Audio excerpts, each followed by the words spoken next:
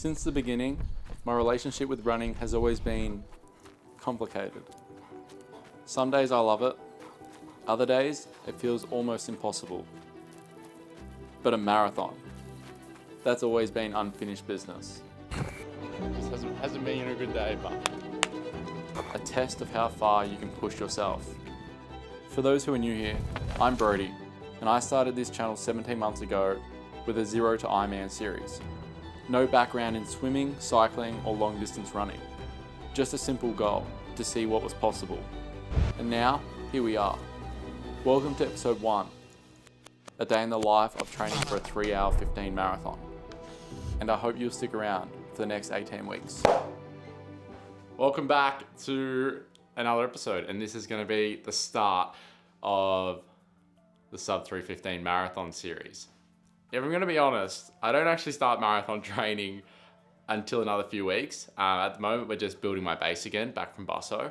So we're basically just training like a triathlete again for the next couple of weeks. And that's pretty much how I'm going to be doing my marathon prep anyway, I think. But yeah, I've been getting my running analyzed as well. So I've been getting a lot of help with that because I seem to be getting a little bit of like niggles and everything here and there when I start going fast. And it's more just like a simple case of like my cadence is still pretty good, around 175 to 180. But yeah, it's more just like overstriding, anterior pelvic tilt, all the sort of stuff that you've probably heard a million times. But yeah, so I'm trying to fix a lot of my running style as well now. It's midday. All I've been doing is editing this morning, waiting for another lens to come. I can't afford for it to go back and then get redelivered, so I've just been sitting here all day, which meant I've been able to storyboard a lot of my stuff and a lot of the projects I've got coming up. So that's going to be cool as well. But yeah, I'll show you guys a little bit of my storyboarding process and what I do, what I use. A lot of it has been inspired from Jay and Sean. But yeah, we're going to go for a run with Boston. I'm going to show you guys what I'm using. I also bought this chair. It's like a buccal chair. Buccal? I don't know how to say it. But this is actually for like going to be the back. That's my editing chair. But I've just been using this chair because it's actually very comfy. It's been my editing chair lately. So I just sit here all day. But yeah, that's pretty much it at the moment. We're waiting on everything to come, and then we'll get straight into the run. And then later tonight, I'm gonna go to Albert Park. Hopefully it's open, and do a little bit of a TT session. But I'm gonna get stuck back into editing and storyboarding, wait for this lens to come, and then we'll go for a run.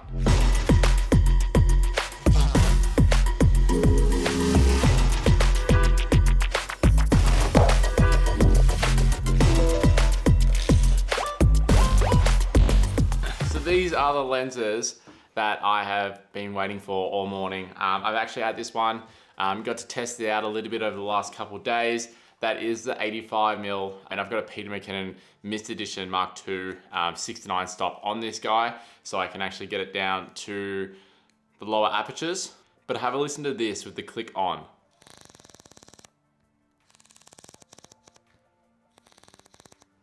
Love it. I just like little stuff like that. But haven't even opened this up there. This just came. I'm doing a little triathlon film with Jazz and Shane, and the goal is to only use a 40mm and an 85mm, which is gonna make it relatively difficult for the really wide shots on the bike, but I'm really looking forward to it. So this is what I waited for all morning. Now we can finally go and take Boston for a run, even though he's clearly sleeping like he always just does. He is the biggest working dog ever. So we're gonna take him for a quick run. It's a little bit hot outside. So what I'm gonna do is I'm just gonna go 10 minutes out and back for him, because I've only got a 40-minute jog and then a 5-minute at the very end of like a 5-minute tempo.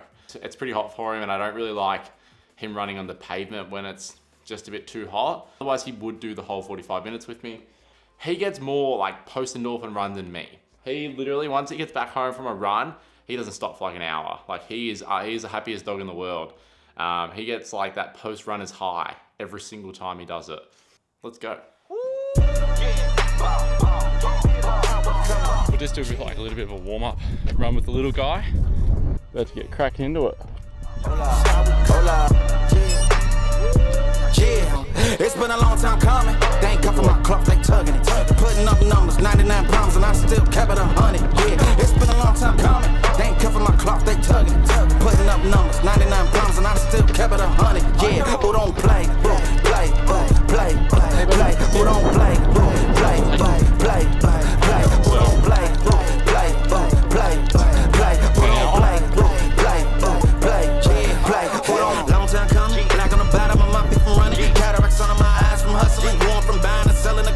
run up the business. But I'll catch you guys after my tempo effort, because I don't really know how it's gonna go.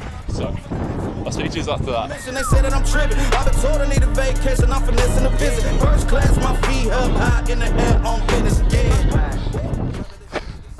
Oh, that was definitely 90%, I reckon. All right, so tempo pace typically refers to comfortably hard that you can sustain for 20 to 40 minutes. So often 80 to 90% of your maximum. And threshold is your maximum sustainable effort for 60 minutes. I just rely on my coaches to give me a certain pace. I just run. Because tempo runs are usually done just below your lactate threshold. Tempo is often described as comfortably hard, whereas threshold is hard but sustainable. That was 45 minutes. Said on average 5 minute 25 pace, but obviously I went home and stuff and there was a bit of a lapse time. Let's check what the last 5 minutes were at. About a 3 minute 51 per kilometer average pace for the last 5 minutes then, which, look, it's probably not where I should be, but definitely better than where I was 18 months ago.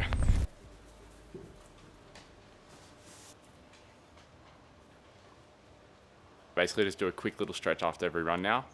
And I find it's been helping a lot. I'm not very flexible. I have very bad hip issues, like hip things as a kid. So my hips are not amazing. So when you see me stretching, it's it's not the best. It's not the best, that's for sure. But yeah, it was a 40-minute jog, 20 minutes with Boston, 20 minutes back out, and then a 5-minute tempo where I was learning what tempo properly was whilst I was running. I get a fair few messages asking what I'm running in lately, and I thought I may as well chuck it in the vlog, what I am. So they're not very wide anymore, but these are the Asics Superblast 2s, and they honestly, they made me enjoy running. Like, I absolutely love these shoes. I wear them every single run, like every run. I've got a lot of shoes, and I'm not the best person to ask about shoes. Like, I know a fair bit. Obviously, my brother works at the running company. I'm also an osteo, even though I'm a non-practicing osteo at the moment, but I was an osteo. But yeah, basically my brother knows everything about shoes, works at the running company, so he knows everything. So I get a lot of my information from him. These were the only shoes he couldn't get me on discount. But yeah, I absolutely love these. Are my favorite shoes. I recommend Superblast 2s to everyone because I love them, or at least to try them on. I've also got the Saucony Triumphs. They're not very white anymore. I found them okay to run in. They were just very soft and probably too soft for me. So I just use them as like an everyday sneaker and a Boston walking shoe, basically. Now the On Cloud Eclipses, I did most of my Ks in these for nearly both Ironmans. Love these, just the squeaking I can't do. Now I think these ones are a little bit of a fan favorite, but the Hoka Clifton 9s.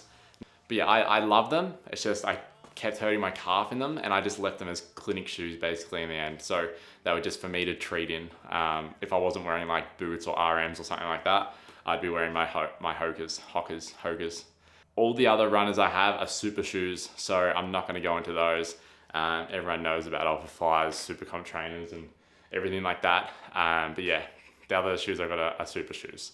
But we're gonna go ride the bike. So see you guys soon. For the F1 fanatics, we are at Albert Park and it is stupidly busy. It is so busy. So they don't open the track until 7 p.m, I think it is. It's now like 7:10. And I'll show you guys the track.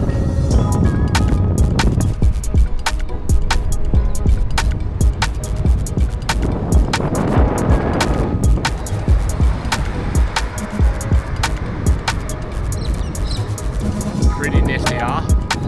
Pretty cool. So this is the F1 track. And the F1's in 2 weeks.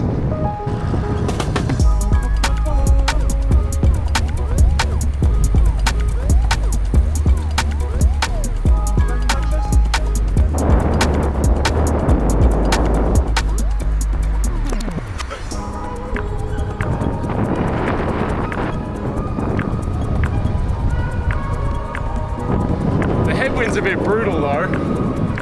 I feel the headwind.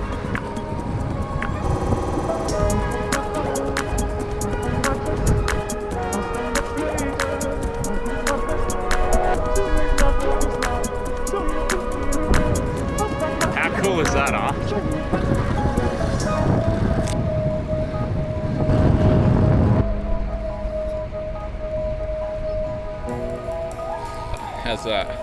Okay. Alright, I can get into TT then. Let's go again. Be aware, F1 drivers. A lot of gravel for some reason on the course at the moment. Would love to get some B-roll of me riding laps, but I don't have time. We're nearly close to starting the main set, which is 3 by 5 minutes at 210 to 250, and just mainly cadence riding, so seeing how the cadence goes.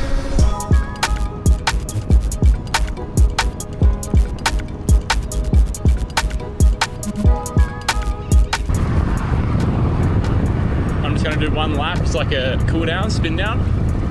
I mean, I meant to have 20 minutes, but nah. Hey, we did a sprint. I had to come out on top. So that wasn't a cool down, but at least in the end he said thank you for letting me, let him draft me, which is good. That's always what you want. Catch you guys when I'm home. All right, so including all the cool downs I just did, average 32 Ks, max 48, normalized 220. Nice. There, my power averages. Solid. Anyway, I'll catch you guys at home. I'm gonna go have a shower.